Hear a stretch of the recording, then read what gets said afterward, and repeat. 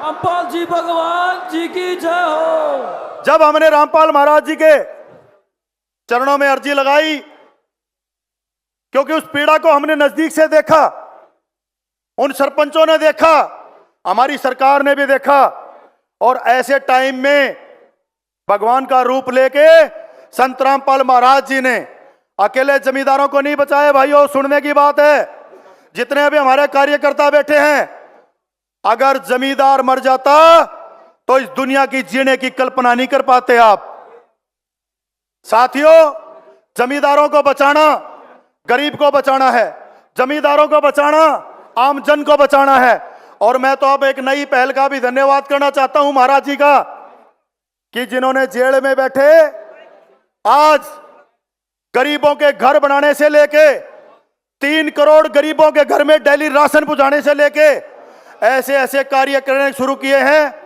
कुछ लोगों ने मेरे से बात की, कल कोई पत्रकार मेरे से पूछ रहा था कि भाई फलाने महाराज जी जेल में है, फलाने महाराज जी जेल में है, फलाना किस काम में है, तो आप कैसे देखते हैं? मैं तो एक ही रूप में देखता हूं कि जो इस जनता की सेवा करना जानता है और जो जन सेवक के रूप में आया है और गरीबों का मसीहा, किसानों का मसीहा बन के आया है, उसका नाम संत रामपाल महाराज है। सोचे जब भी किसी किसान के घर में कोई अन्न डाल, सोचे जब भी किसी किसान के घर में कोई अन्न डालने का काम कर दे, और जब भी किसी का मकान बना के किसी बाढ़ग्रस्त एरिया को सुरक्षित कर दे, तो मैं नहीं मानता। कुछ लोग कहते हैं भाई संत रामपाल महाराज जी को भगवान का रूप कहते हैं।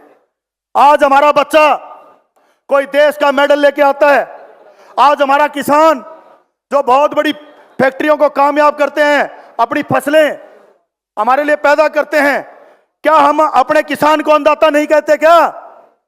अगर हम अब किसान को अन्नदाता कहते हैं तो एक समाज सेवक और सेवा करने वाले को भगवान का रूप कहने में भी कोई गुरेज नहीं होना चाहिए।